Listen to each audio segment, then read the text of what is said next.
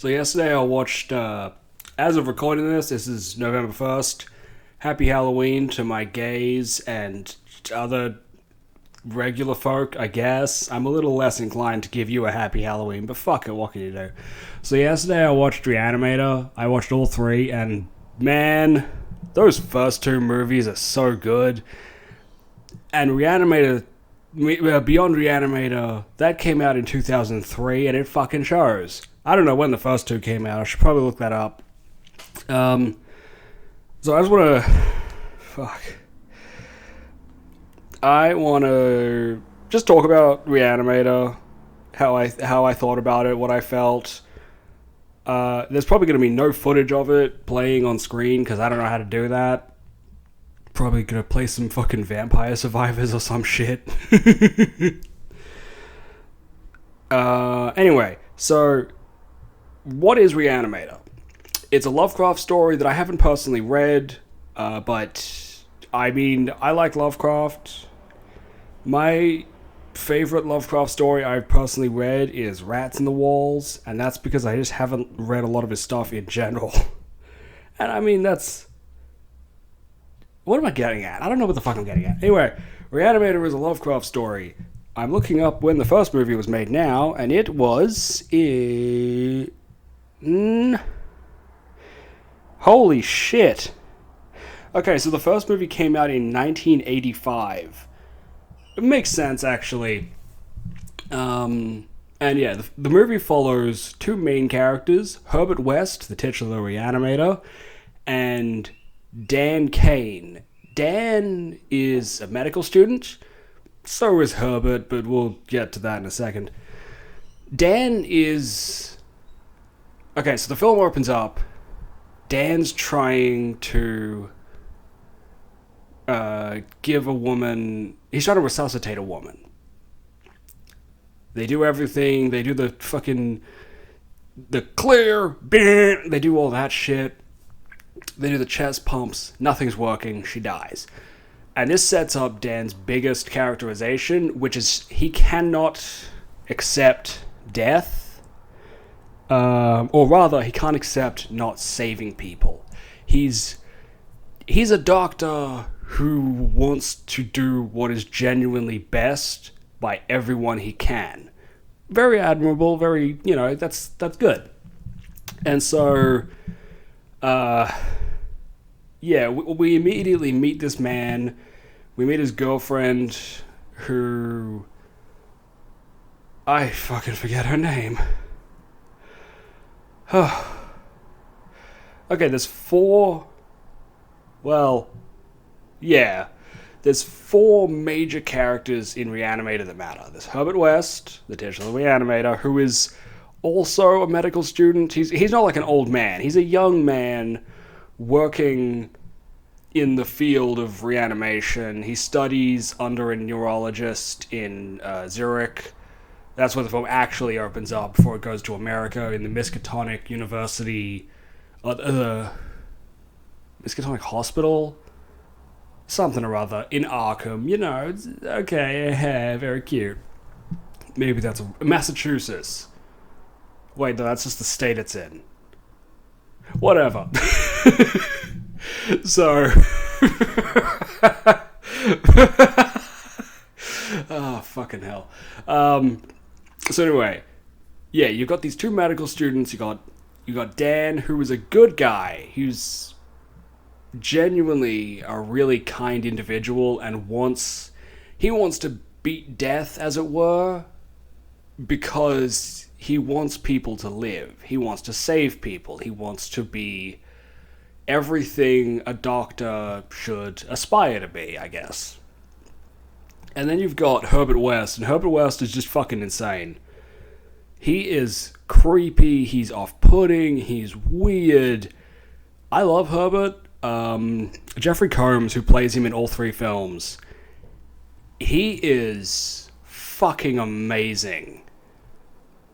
Just the whole time, Jeffrey Combs, every scene he's in, even in Beyond, which I will begrudgingly get to, he absolutely devours every single scene, and it makes me so happy because he's always so entertaining. But yeah, so we got Dan Kane, we got Herbert West, we've got this older doctor that's serving as Dan's superior. I'm looking up the cast now because I really didn't research any of this. Bruce Abbott, that's who plays Dan Kane. He also gives a really good performance. He'll also be in the second movie, we'll get to it. Barbara Crampton plays Megan Halsey, who is... So Megan is the love interest of Dan's and the daughter of the medical school's... It's like Scrubs, I think. You know, like, these are performing medical students. They're here to learn, but they're also here to get hands-on experience. So yeah, Megan is the daughter of Dean Halsey, played by Robert Sampson. And then there's David Gale playing Dr. Carl Hill, who will be the antagonist. Yeah, somehow you go in thinking Herbert's going to be the antagonist. No, well, kind of, but not really. No, Dr. Carl Hill, or just Dr. Hill, will be the antagonist of the first two movies, and we'll fucking get to him. So Megan is... So she's a bit of a damsel in distress. A little bit. She doesn't really do much. Other than just be freaked the fuck out, because, like, Herbert is weird. Which he is. The first time he's introduced to Dr. Hill and to Dan, he's just a freaky weirdo. He's a little... I'm autistic, I think I get away with this. He's a bit on the spectrum. Like, his actions are very... not inhuman, but, like... just... Okay, when he first meets Dr. Hill, his immediate response is to say, hey, you took inspiration and worked with this doctor back in Zurich. And Dr. Hill's like, yes, I did that. And Herbert says, man, you're just that plagiarizing little bitch. You just fucking suck. You didn't learn shit. Your theory that the brain can survive 6 to 12 minutes is stupid. Fuck you, man. And he doesn't say that. But, I mean, he kind of does. So immediately he puts himself on bad footing with his educational superior, Dr. Hill. I should note they're working... A lot of this film is in a hospital, but specifically it's in a morgue in the hospital. Yeah, so, like, Dr. Hill is just examining a body with Dan, and the dean brings in West, and they are just... You know, the dean's really trying. I really like the actor. I think he gives a great performance. I've completely forgotten his name. But, you know, he's really trying to be like, hey, this is a new student. Why don't you, meet your peer and your peer Dan and your teacher, Mr. Hill or Dr. Hill. He's an accomplished neurologist. You can learn a lot from him. And Herbert's like, yeah, sure, whatever. He's just completely disinterested. So nobody has a good introduction to Herbert. Yeah. So Dan and Megan, they're getting kind of flirty. One thing I find interesting about these films, the first two specifically, there is a decent bit of female nudity. And I mean, yeah, like, it was the 80s, it was a horror flick. We'll talk about we'll talk about Beyond. There is nudity. There is mild sex scenes, not really that much. So Dan, what am I getting at? Oh, yeah. So this is how we discover the true depths of Dan's relationship with Megan, because, like, they're engaged, but her father doesn't exactly approve. But when when Dan becomes a full appointed doctor, that'll be, the turning point. That'll be like, okay, now I can marry you, and your father will accept it, I guess. But they're just, they're getting playful in their place. They have a cat. It's actually a really fun scene. And then they hear a knock. Well, no. Megan has to leave. And Dr. Dan. Yeah, it's fun. There is nice chemistry between them. I actually really like that aspect. The two actors give great performance together. Anyway, so Herbert shows up and he explains, I need a place to live. It has to be on campus. So I'm guessing that, like, there's just, like, specific living quarters near the Miskatonic for medical students. I assume that's what this is. Otherwise, it might just be a larger college campus, and I never realized or forgot. I don't know. Anyway. So Herbert moves in. He specifically has one big request. He checks out the basement that he wants to use as a lab. He loves it. Megan doesn't like him, unsurprisingly. No one does. But he has one thing, which is you're not allowed to go into his room. And that's the status quo for a bit. So the first reanimation we see comes from Megan comments how their cat is missing. Dan's cat hasn't been seen in a bit, and Dan's like, it's whatever. He fucking runs away. He runs away from everyone. You don't see him sometimes. And Megan's like, no. I haven't heard him. I haven't seen him. Nothing. He's just not here. Where is he? Has Herbert done something? And so they check it out, and she goes into Herbert's room when he's not there. His fridge is glowing like a bright green, and that's going to be the signature of the reanimation, the reagent. They never really give it a name, just the reagent. So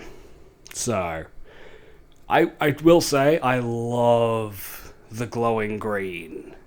It always looks cool. Man, these movies were fucking great, and then the third one happened, which we'll talk about. So she opens the fridge and finds the dead cat. And, alright, So I don't like animal violence. I can't say I know anyone that does. But one thing I will say, these movies do animal violence simultaneously minimally and sillily, in that there is not much. There's like one animal that's going to be murdered, and that's the acceptable rate, as we all know. No, but beyond that, it's just like, oh, that's a silly scene. That's a goofy scene of an animal being murdered. And yeah, Herbert comes in and he's like, what are you doing in my room? He doesn't say it with that much oomph. I didn't kill the cat. So Herbert proclaims that he never killed the cat, he found it dead, but he wasn't sure how to tell Dan yet because Dan was out. He's like, I can't just leave a voicemail, dead cat, talk later. And it's like, okay, it is ambiguous, as far as I could tell, if Herbert killed the cat or not. It would make a lot of sense if he killed the cat, because he needs a test subject for his reagent, but if he genuinely just found the cat dead for whatever reason and put it in his fridge for later use, then that would also make sense. So I'm gonna, unless I'm mistaken, I'm just gonna say he might have killed the cat. He probably killed the cat.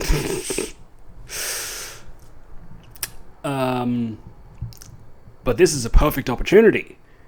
Herbert takes Dan into the basement where he's setting up an impromptu, very basic lab. And he's like, Dan. Oh, no, actually. No, not yet. So Dan comes home and he can hear some noise in the basement. And he goes down there. And Herbert is freaking the fuck out while something is on his back. And he and Dan fight it off and just throw it into a wall. And this film is kind of silly at times. Anyway, they end up killing it, and they find out, or Dan finds out, it's the cat. It's reanimated. And this thing is fucking mangled. The practical effects are really good in this movie. Really fucking good. But holy, this is not a fun sight. So Dan's like, what the fuck is this? What have you done? And Herbert brings out the reagent. He says, Dan, watch this. We don't have to worry about it because its spine is broken. It can't move anymore. But watch this. And he injects into the cat and it reanimates again. And Dan is like, what the fuck? That's horrible. You're insane. And Herbert is like, yeah, but what if we perfected it on humans and actually brought people back to life? Have you considered that? And Dan's... I'm not going to call Dan a pushover. He's not. But he's convinced. I don't remember if exactly that's how the interaction goes down, but it's probably something like that. So, after this, they go to the morgue, and they are looking over the cadavers. And none of them are quite what they're looking for, except one. Now, there's something I really like in this scene. It mentions the state of how a bunch of them died. One was a burn victim. Others, I don't really remember. But this actually comes back later. We'll talk about that. It's cool. It's a great showcase of the makeup and practical effects this movie employs. So Dan and Herbert, they find what they deem a suitable body, and they reanimate a human. And this is interesting. So nothing happens initially, but once this thing wakes up, it is furious. When reanimation takes place, there's telltale signs, namely bleeding from the eyes and mouth, but also there is just absolute unmitigated rage. And this is generally because they say, like, okay, the dosage was too high, and that's what did it. That's what fucked him up. So they now have to fight off this horrendous monster. They think they managed to beat it. We'll get to that. Oh, that death is fucking awesome. Okay, so they're fighting it off, barely, because this dude this guy is big and he's strong. And I imagine because he's dead, he doesn't really have any limitations to his weight. I mean, to his body strength. He can basically just put his entire body strength into a movement, and yeah, like he's throwing them around. It's ridiculous. But they're causing a commotion, and the dean shows up, and the dean tries fighting off this naked stranger as well, this bleeding naked stranger, and he gets killed because he also gets like thrown into a wall. And Herbert or Dan, I think it might have been Herbert, takes a bone saw, like a small circular bone saw, like the one used in Planet Terror. Oh, I gotta sit down and just talk about Planet Terror one day. But yeah, they use that and just like carve through the chest and I guess kill it through the heart. Sure. Anyway, now he's dead. But oh no, the dean is dead. But oh yes, the dean is dead. Because the dean is dead, that makes it a fresher body. They can't get, I think Herbert specifically says, we can't get a fresher body than this without killing someone. And, you know, Dan doesn't want to do it, because it's horrible. Because this just bizarre forced reanimation is evil. It's disgusting. It's abomination to God. But they do it. You know, he recognizes that it's seemingly the best option, so they do it. And this is interesting. It shows how the age of a corpse, or like the age of the dead, is actually a significant factor in reanimation working better.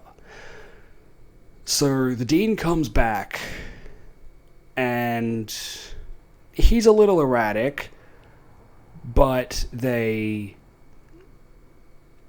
I want to say they calm him down. He's crying in a corner. He is unstable. He's erratic in a different way. The actor gives an amazing performance, because this is a complete tonal shift from everything we've seen up until this point. So, yeah, no, like, fucking hell. They just give such a good performance throughout this movie. They end up in a straitjacket in a... Apparently, Dr. Hill has like a padded room, basically, in his office with a one-sided mirror, and that's fucking weird. What the fuck? Why does he have that in his office? But he does, and so that's where the dean ends up while he's under the observation of Dr. Hill, who wants to lobotomize him and explore around his brain. And, you know, Megan is uncomfortable because her father is under the direct control of a man who is probably evil. Spoilers, he is. A man who really wants to fuck Megan, which is... it's gross. We'll get to that more. And, you know, Herbert, man. She doesn't like Herbert. She doesn't like that Dan spends so much time with Herbert. It's weird, and it's gross, and it's horrible. So, yeah, so...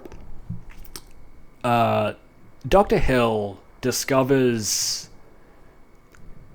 something weird is going on specifically with Herbert. Herbert's done something. And he goes to he and Dan's house, whatever it is, and he's like, Herbert, I know you're pulling some weird shit. You better fucking show me. You better show me what you're fucking doing. And Herbert gives in, and they go into the basement, and Herbert is showing Dr. Kane everything, and... Wait, Dr. Kane? No, not Dr. Kane. Dr. Hill. And Dr. Hill is just amazed. He understands more generally what this is, and he is amazed at the possibility, at what it can do. And Herbert decapitates him with a shovel, because he can't have people knowing about the evil shit he's doing. And also, he wants to try something a little sneaky. Oh, the decapitation is fucking awesome. He beats him over the head with a shovel to knock him down, and then just fucking slams it into his neck repeatedly. And the gore is so good. So he reanimates the head, just the head, in a little specimen tray. And I really like this. There's a scene much later we'll talk about. It's very cool how they did it. How I assume they did it anyway. And he reanimates the head. And Hill can barely speak. He can speak. He's actually completely competent and sentient. His brain seemingly is alive enough, and the dosage is adjusted just enough that he's very capable. What Herbert doesn't realize is that he still has access to his body. So even though he's been decapitated, he can make his body rise and bonk Herbert on the head, and then it gets away. And Hill has performed the lobotomy on the Dean at this point, on Dean Halsey, who is not looking great. You know, the makeup is really good in this film. The way the Re-Animated look is that they're very pale, but around their eyes is very bruised, and, you know, lots of blood dribbling. Blood and spit and saliva and foam dribbling from their mouths. I think it looks good. I think it looks great. So, this scene gets really silly. So, I've said how Dr. Kane... No, not Dan. Dr. Hill wants to fuck Megan. Yeah. So, Dr. Hill wants to fuck Megan, and this scene is where he goes back to his lab. I love how this is done. He gets back to his lab. His head is still... His body is controlling... Okay. His head is in the specimen tray. His body is carrying that around at around stomach height, or like maybe just above, just close to under chest height. And there's a scene to come where it puts on a medical, like an anatomy model head, which, that's very funny. But this scene in Dr. Hill's office is so stupid. I love it so much. So I've said Dr. Hill is intelligent, and he is. He's also psychic. Yeah, he's able to, I guess, telepathically communicate with with the Dean, who is just transfixed into, basically staring into his eyes, even though he's looking into a one-side mirror. And this is how we discover that the Dr. Hill has developed psychic powers specifically to those who are given a frontal lobotomy and then have the Re-Animator reagent, because he's also stolen the the reagent that was made up, then applied directly to that point in the brain. This functionally reanimates someone whilst also putting them under his direct control. That was a thing before where Herbert was able to yell at the first person they reanimated, the big man, and he would somewhat listen to his commands, and the Dean did as well. But this is like proper psychic control. It's a little clumsy, but what can you expect? So now, now Dr. Hill has a nefarious plot. And it involves getting a naked woman. Oh yeah, I know I said generally this film is... I've completely forgotten what I said about nudity. So generally in these movies, you're going to see some titties, but the nudity is from the context, very sterile context of this is a hospital. You're going to see a woman get her shirt ripped open because they're performing CPR. You're going to see a naked woman because she's a cadaver. This is the exception to that, and it's a really, I imagine, very well done scene that's really gross. So Megan gets kidnapped. I don't remember how.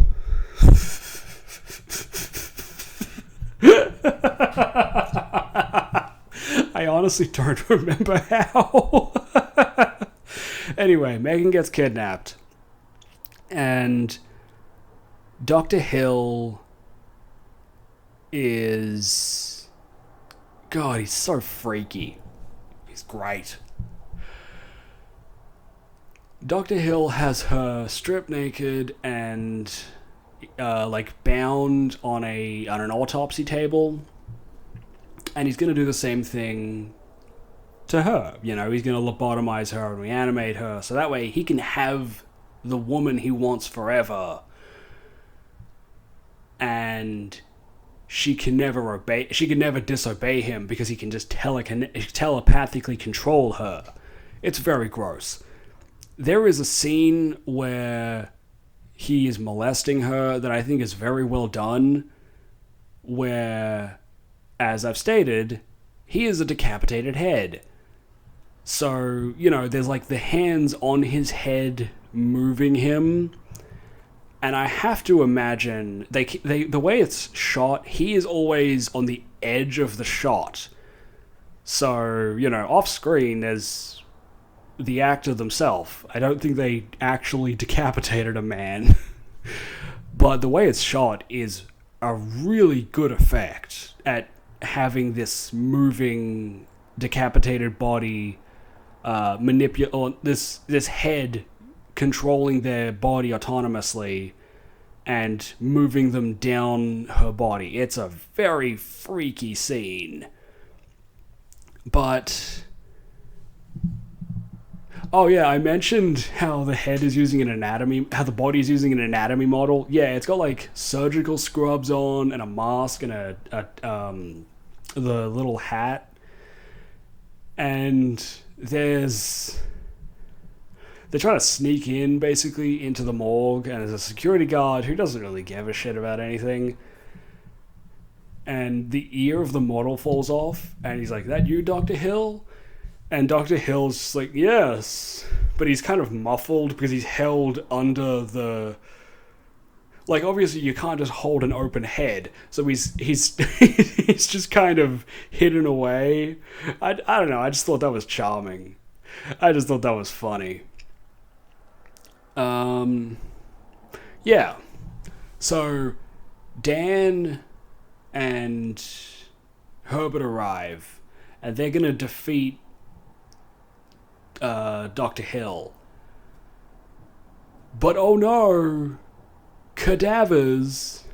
Yeah, so all the cadavers that were mentioned before, I don't remember how any of them died except for the burn victim. You can guess how they look. They all, wake up and start... It's kind of a zombie movie at this point. It's very zombie movie-esque, but they wake up and they all start attacking Dan and Herbert. They get Herbert down, and there's the worry that he's going to. I think they're also attacking Megan, maybe. But there's like the worry, oh no, are they going to lobotomize Herbert and make him a slave of Dr. Hill as well? And Dan is like screaming out at the dean. Maybe his name is Dean. He's not the dean of a college. He's just named Dean. I don't know. Anyway, trying to reach the humanity that's left in him, because he's not this mindless monster. He's a father. He has a daughter who he loves, who he protects. And he comes to his senses, and he goes over to the head of Dr. Hill and just starts squeezing his head like a grapefruit. And all the reanimated start freaking the fuck out. And Herbert had a theory that you could overdose on reanimation. So he takes 2 syringes and he stabs them into the back of the body of Dr. Hill. And they're just freaking the hell out, and they fall over in the corner, and their stomach just explodes. Like, just bursts fucking open, and the intestine shoots out and wraps around Herbert like a tentacle. And that's that's what happens to Herbert. They're in a morgue, and like there's chaos and chemicals thrashing and chemicals spilling and stuff smashing about. And this is the best showcase of practical effects. The lighting's really good as well. It's very unsettling. This whole film, the first 2 actually, have just really good lighting, really good color that makes, the bright scenes are bright, but then the dark scenes are like hauntingly dark. And then the third film is just very sterile. We'll fucking get to that. So, Herbert is wrapped up. Dan can't really do anything about that. He takes Megan. She's been injured. She's losing a lot of blood. She's dying. Dr. Hill has been fucking crushed like a grapefruit. And like all the dead, all the reanimated are starting to die off or freak the fuck out until they die off. And the final scene is Dan has Megan in his arms. He's running to the operating table from the opening of the movie. Not an operating table, but it's a hospital bed, and it's got the. I'm not going to look up what they're called. We're just going to call them the slammers. Yeah, so it's got the slammers, and he tries resuscitating her, tries giving her CPR, he gives her the slammers, and none of it works. And he does not want to lose Megan. The one thing he's always tried to do is save lives. And this is the life most important to him. So important, he would commit one final sin. He pulls out a syringe of Re-Animator and injects it into the top of her spine. And the film cuts to black, and a woman screams. And that's how the movie ends.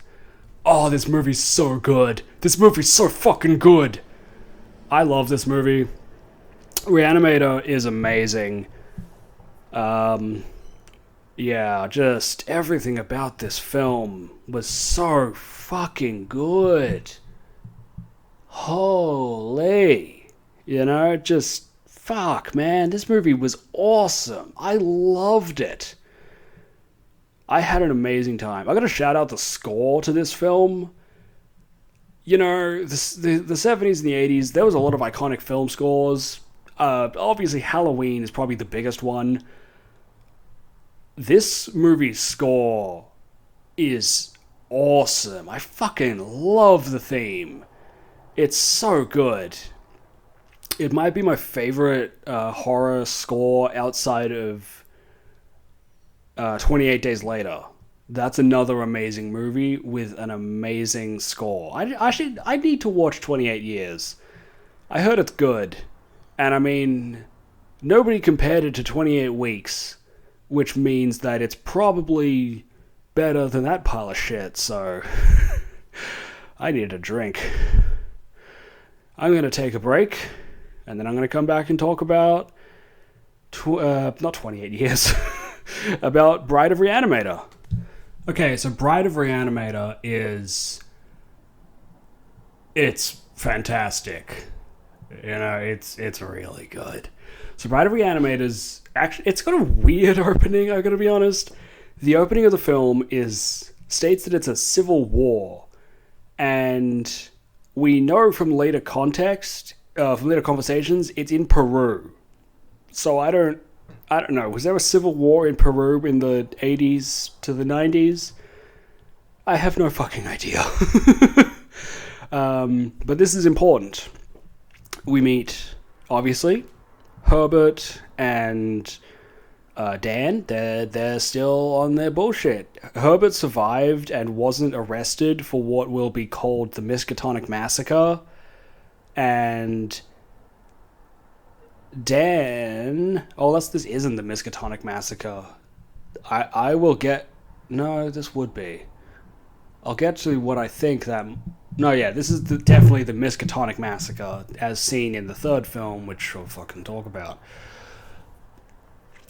And, yeah, Dan's working with Herbert, for whatever reason. Toxic Yaoi, Dan, ex-Herbert, or... and the other important figure in this situation is a woman whose name I've completely forgotten. I'm going to look that up. But they were serving as doctors in this Peruvian civil war.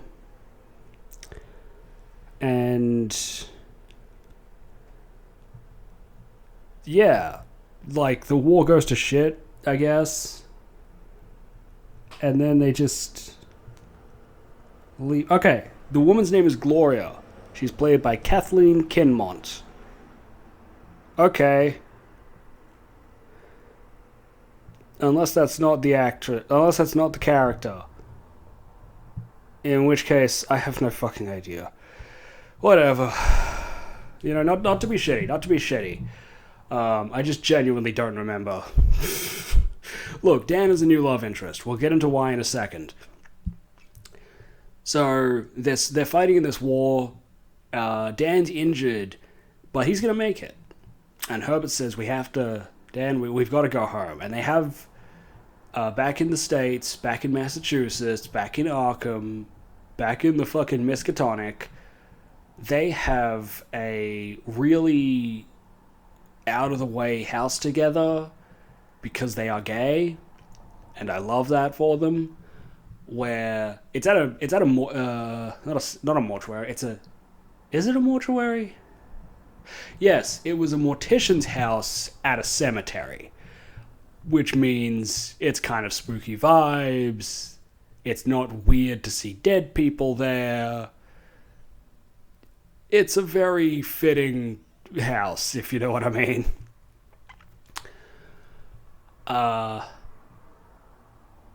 The reanimation has not stopped.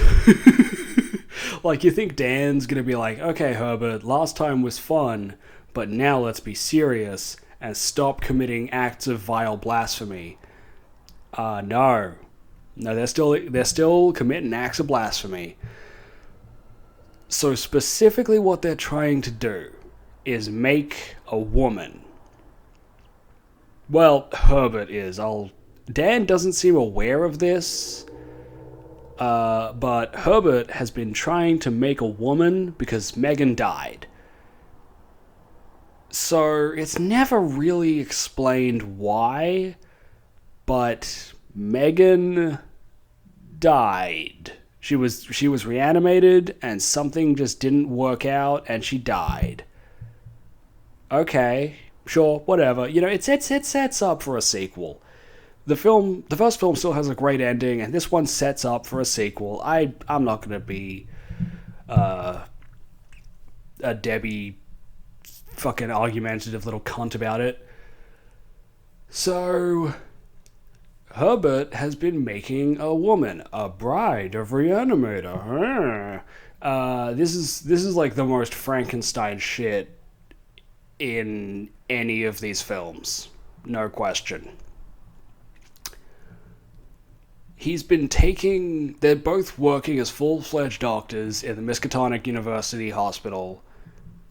Don't ask how the fuck Herbert got a job as a full-fledged doctor. I guess the only people that would openly discredit him are dead, so fuck him, I guess. But yeah, so they're both working as full-fledged doctors in the Miskatonic Hospital, and Herbert's been taking body parts. It's mentioned that there is a ballerina who chops her feet off when she just loses her aspirations to dance and commits suicide via blood loss, and Herbert steals her feet. So Herbert's making a woman. There is another doctor, Dr. Graves, and there is a cop whose name I forget. The cop is like a very investigative figure. You know the sort. Dr. Graves is kind of a doofus, if I'm being honest. Okay, not to be shitty. Dr. Graves is just a bit of an idiot. He doesn't really do much other than he makes his own... I can't remember if he finds it or if he makes his own Re-Animator fluid, but he does. And he uses it on a bat first. Well, this will be important. The bat it's a bat. It's freaking the fuck out. What do you think happens? It flies around. It attacks him. He gets it on the table. He cuts its wings off. This is going to be important. The next thing he reanimates is the head of Dr. Hill. And I love this interaction. Dr. Hill looks at him and he's like, give me more. In the first film, Dr. Hill was in the specimen tray, and it was like repeatedly being filled with blood from blood bags. That's not the case here. They just juice him up a bit and he's fine to go. I get it, it's kind of annoying to have this consistent requirement from both a storytelling and a budget perspective. So I get it. I'm not going to say it's a bad little change. So Dr. Hill, he wakes up and he recognizes Dr. Graves, and Dr. Graves is like, yeah, that's the lecture I was at. Yeah, we know each other vaguely. Like, you know who I am. And Dr. Hill says, yeah, you're a dumbass. You're a fucking idiot. You suck. I hate you. And it's so funny. It's so fucking funny.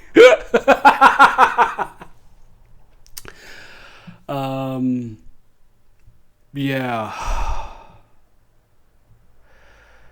Fuck. Okay. So Dr. Graves thinks he's going insane, right? He thinks he's losing his mind because he calls in his underling, who is this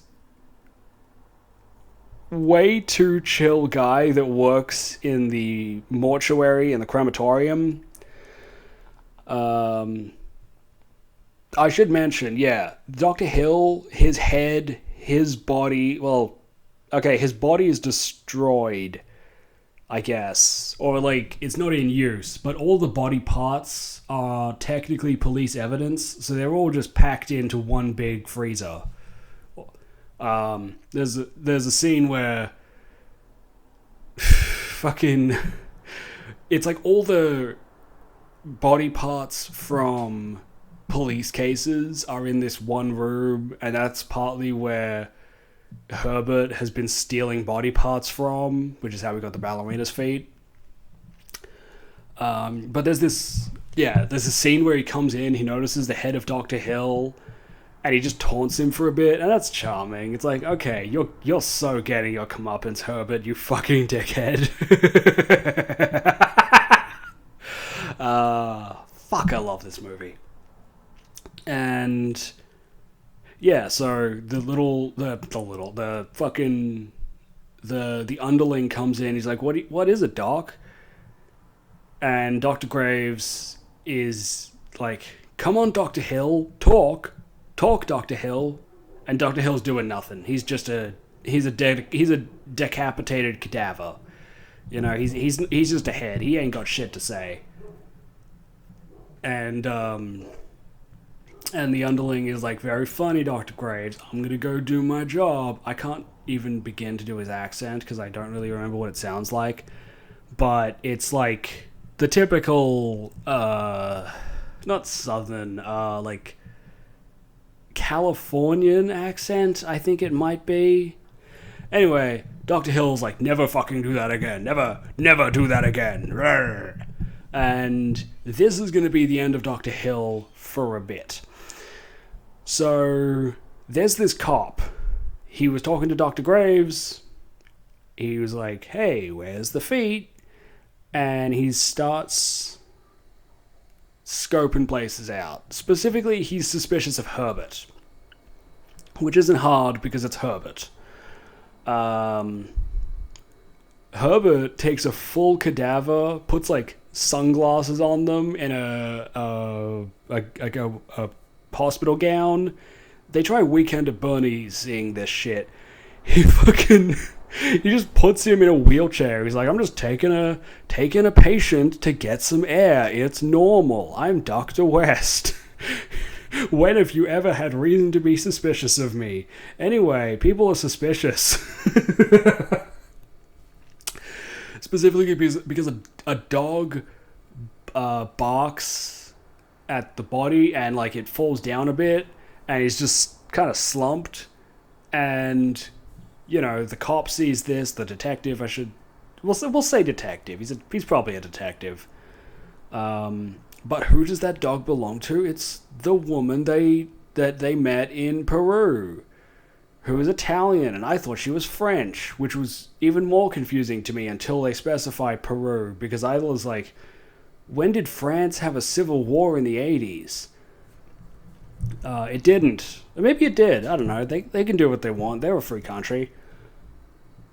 So she reconnects with Dan, and they kind of hit it off. You know, she's the new love interest, but we'll get to the other love interest. Whilst Herbert is taking a body back to his dungeon. So the cop so she makes plans with Dan. He's like, hey, I'll make you dinner.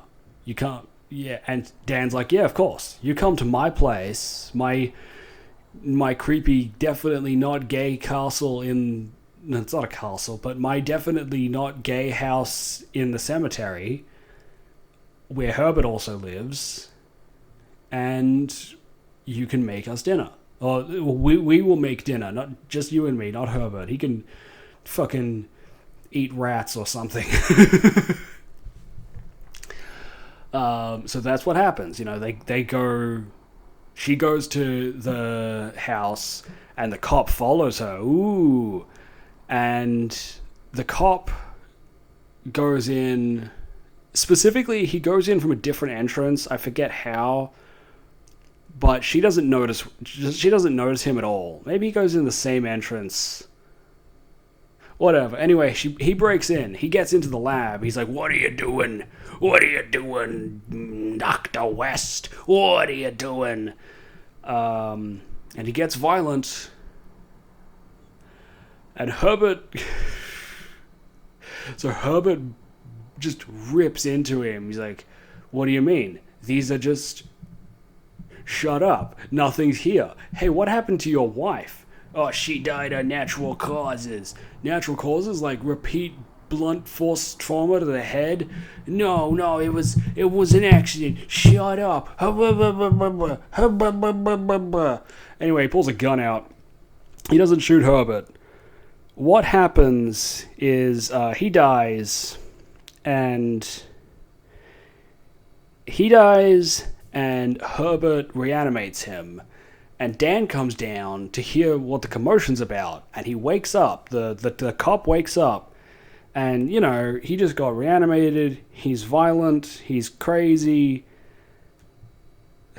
There is a specific quote that made me laugh so fucking hard, because these first two movies are really funny. Really, really funny.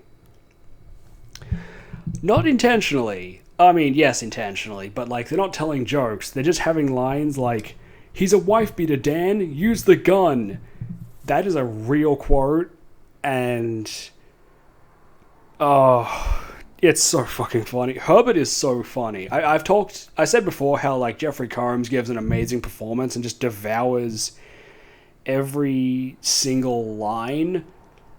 This one, there's two more lines. I didn't write one down because it was too long, but we'll get to another one later that...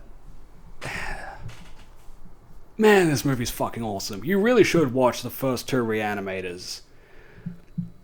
So they reanimate the cop, and, you know, he's a stumbling, gross weirdo. He makes his way upstairs and just kind of chills out on the couch. This is actually the second time he's come here. The first time... Okay, Herbert made a thing, like from the Addams Family, where he took a bunch of fingers and an eyeball and made life. Forgot to mention that, yeah. Anyway, so this time, you know, he comes up, and he's basically just parked out on the couch, completely fucked out of his brain, and the dog is barking at him, and he grabs it and just starts spinning the shit out of it and throws it. And the dog dies, because, I mean, obviously. But also, he accidentally just ripped its fucking leg off. So he drops that and just, like, tries to run outside and, you know, gets through the door and just runs off into the night. So now there's this just freak out zombie around. Oh, fuck, I forgot to mention. Yeah, so the lady, it might be Francesca. I don't know. So she's met the cop already. He was just asking her some questions. He is creepy as shit, I want to add. Like, when they meet, she's like, "Oh, and who are you?" He's like listing out every title. Like, he's a cop in this police force. In fact, he's a lieutenant, and this is his division, and all this stuff. And it's so creepy. Like, he couldn't just open up with being like, "Hey, here's my badge." He really, like, layers it on.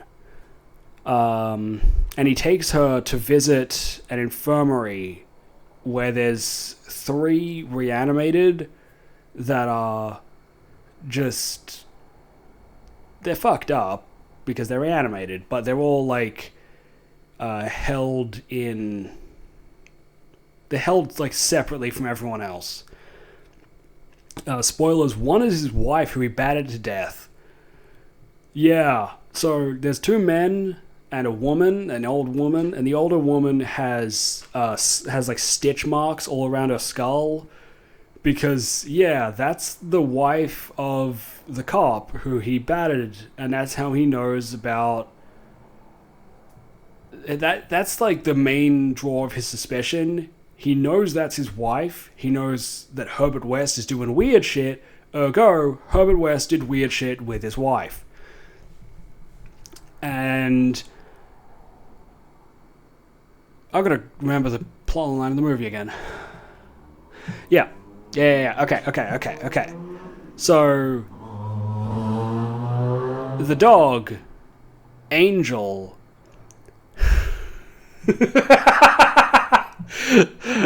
So, I think it's Francesca.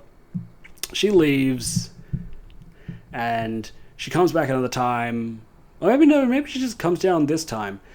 So Herbert's sewn a human arm to the dog in place of its missing leg. And Francesca is rightfully freaked the fuck out. And Dan's like, no, don't worry. Just don't go down there. It's fine. It's nothing weird. I'm not the insane one. I mean, I'm not saying he gaslights her, but he's like, no, we're going to come upstairs and not go in the basement. Herbert goes in the basement, and Herbert's weird. Herbert is very fucking weird.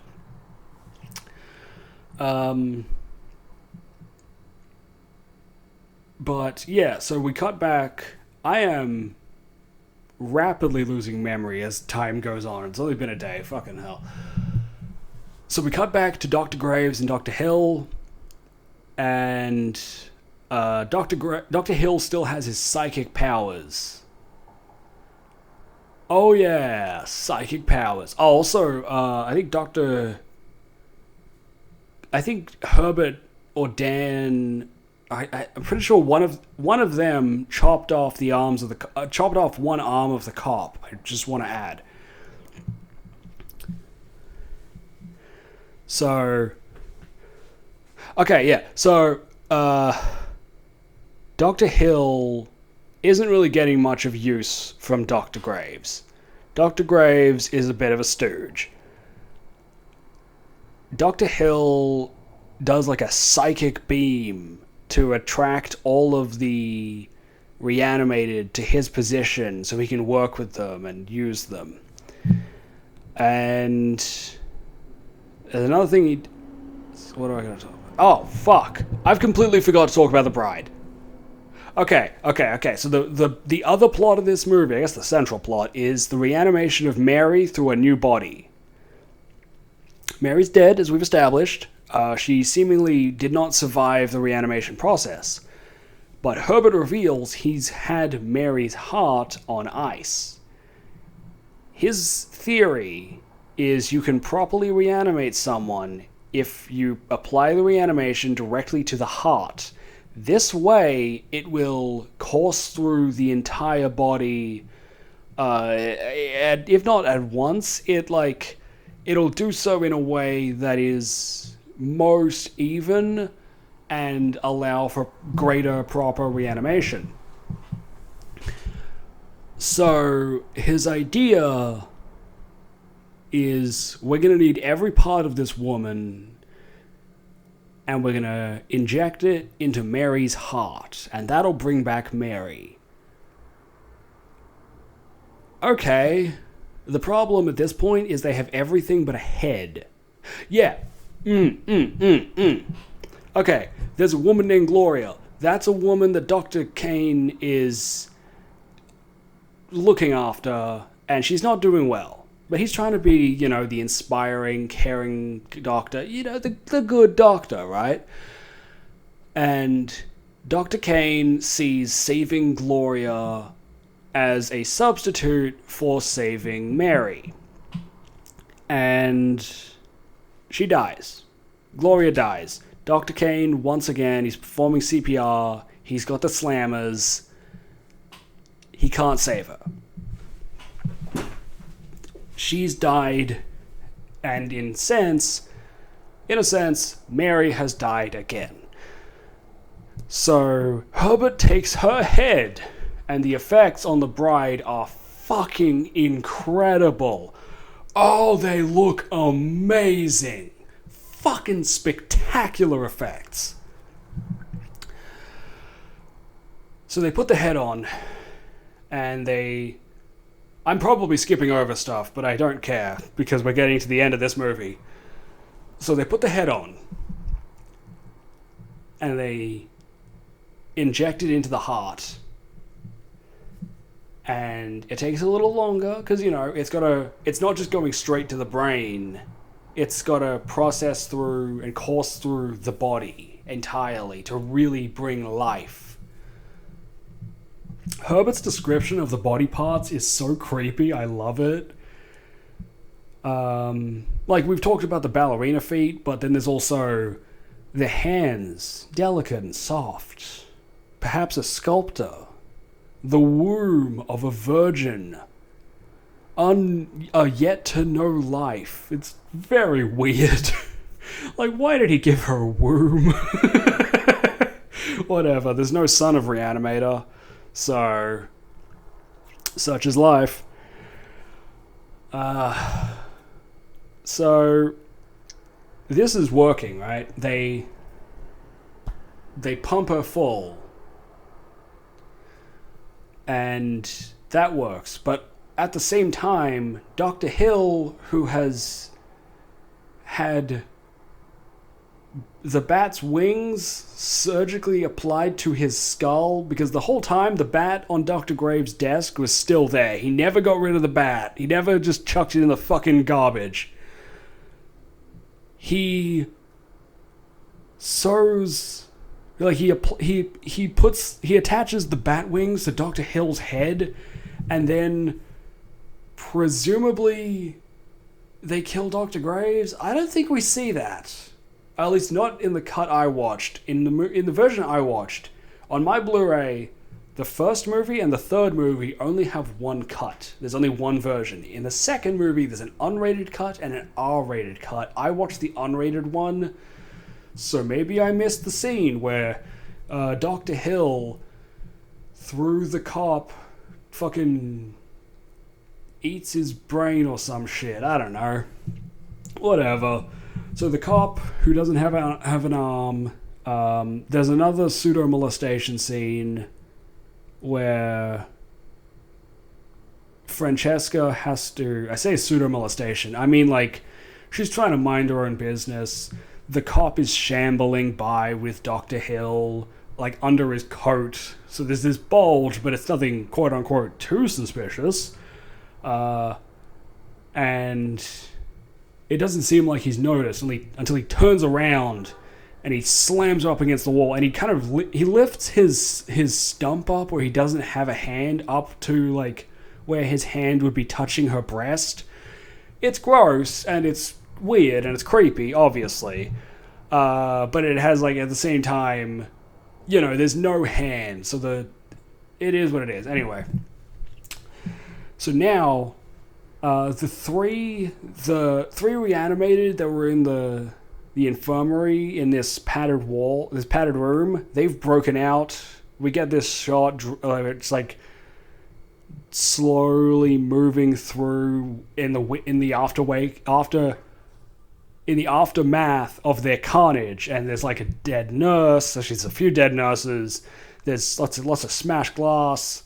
It's a really cool shot. It's really good. And yeah, by this point, Francesca has had to lead Dr. Hill, because, I mean, the cop's not really good for anything, but Dr. Hill needs to find Herbert. And yeah, so Francesca leads all the dead to Dr. Hill. I mean, to Frank Herbert and Dean Cain. I mean, Herbert West, Frank Herbert. That's the writer of Dune. Oh yeah, I read Dune this year. Good books. Anyway. So, they do the reanimation of the bride, and it works. And the actress gives a great performance as this very newly living being. And Dean is enamored. He can't help but be spellbound by this beautiful woman. or I say beautiful woman, she's freaky as shit looking. Like, there's exposed tendons, there's a lot of... It's gross. It's gross in the best way. The best possible way. And what happens next? Yeah. So there's like... Dean is just fixated on her. No, not Dean, Dan. Okay. So Francesca gets into the house. She tries like sneaking around the dead, and they're freaky and weird. This is a fun bit.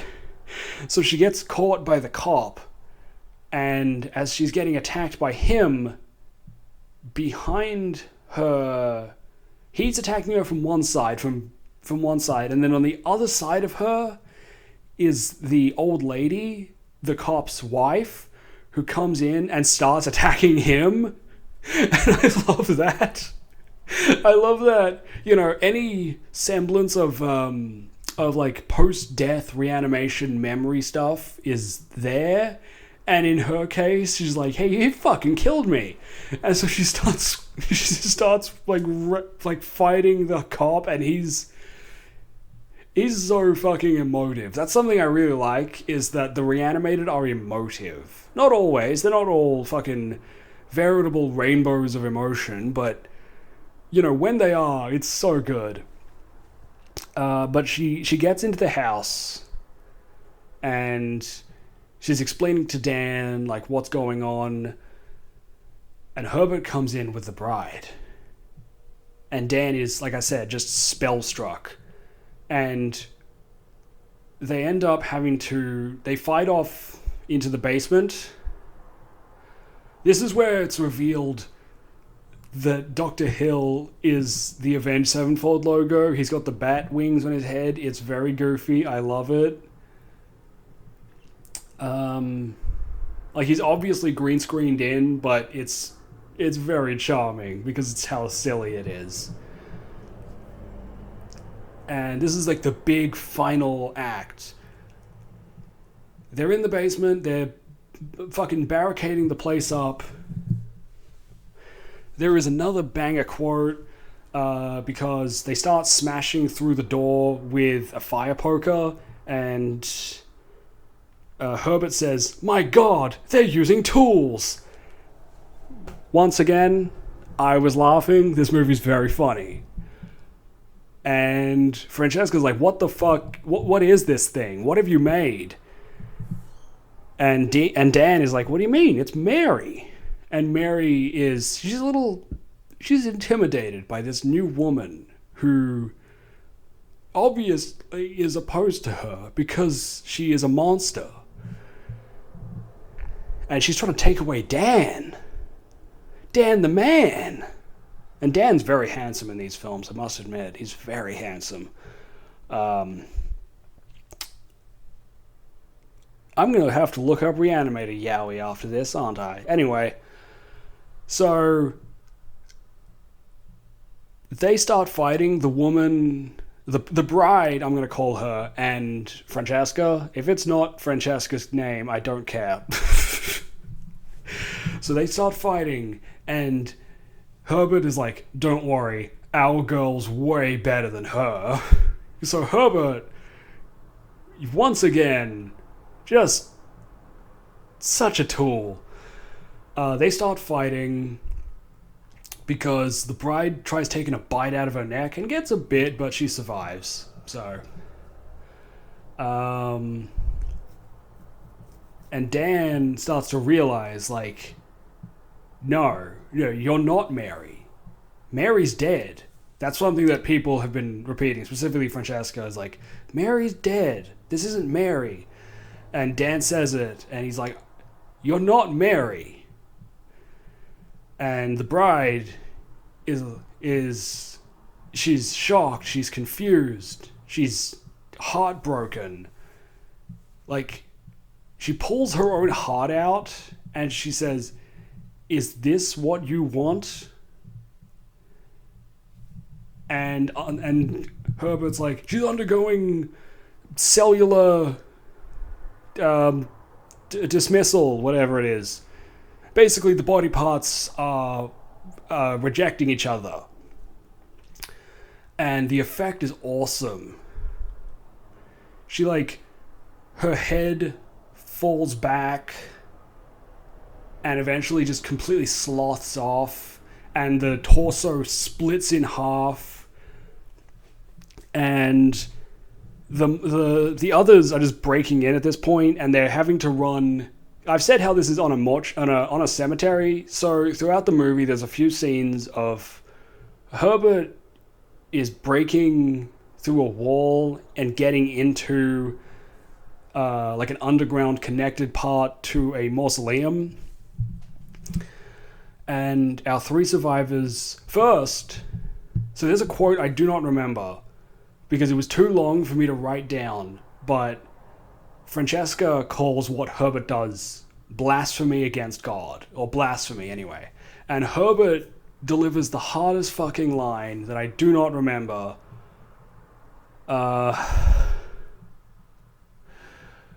It's so cool. It's a genuinely cool Herbert moment. And then, you know, the Re-Animated and Dr. Hill, they chase them into the mausoleum where it reveals a bunch more of Herbert's creations. We've seen the fingers and the eyeball. He made a bunch of fucked up people. This is, at least in the cut I watched, it's edited really weird. It's very choppy, where we know that everyone ends up in the mausoleum getting attacked by Herbert's abominations. But the way it's edited is it's like chopping together parts, and the whole place starts collapsing. Herbert ends up crushed under debris. Dr. Kane does as well. Dr. Hill does as well. He basically spends the whole final scene laughing, like, you know, maniacal, evil laughter. He's like, "Fuck you, Kane. You'll never be free of me." I should have mentioned, actually, the opening of the film opens with his head basically saying, "You haven't done enough to get rid of me, Herbert." Did I say "fuck you, Kane"? Whatever. Anyway. So, yeah, it seems like everyone's being buried, and, you know, this is... You could argue how Herbert would survive getting tentacle wrapped by intestines in the first movie. This is a very definitive, no, he's not making it out of this. He does, as we'll talk about, but I wish he didn't. So, Francesca and Dan basically just dig themselves up and make it out. And the final shot is the still beating heart of Mary. If that's not her name, I've completely forgotten it. I don't care. In the bride's hand, just beneath her head, where she's fallen apart on the tray. On the big medical tray they were holding her until she started, you know, being alive and walking around. And the beating heart just keeps beating and beating and beating and stops. And the film fades to black. Once again, banger ending. These two movies, I genuinely believe, might be two of the best horror films I've ever seen. They are absolutely fantastic. I cannot recommend them enough. Sadly, I have to talk about Beyond Re-Animator next, a movie I cannot recommend. So, yay! Yeah, I've thought about it. I don't want to talk about Beyond Re-Animator because it sucks. So just go watch the new Guillermo del Toro Frankenstein. When I said I was planning on watching it on Halloween, which I haven't, but whatever, to Thorgy on Blue Sky, he was like, oh no, yeah, mentioned that, and also watching Re-Animator, he was like, yeah, I got some real Re-Animator vibes. That's what he sounds like. That's exactly what he sounds like. So go watch that rather than Beyond Re-Animator, because Beyond Re-Animator is... So fucking bad.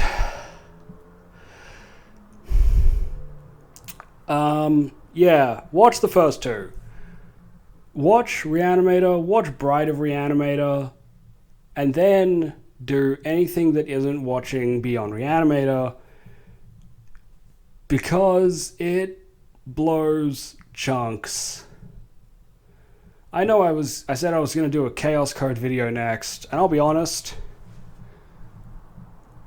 I think I just need to do something that's not a fighting game. So I'm talking about horror movies, and I'm going to play like an hour and a half, okay, hour 20 of Vampire Survivors, I guess. Fuck it, the new Balatro DLC came out, so I'll be maybe doing that. Good night.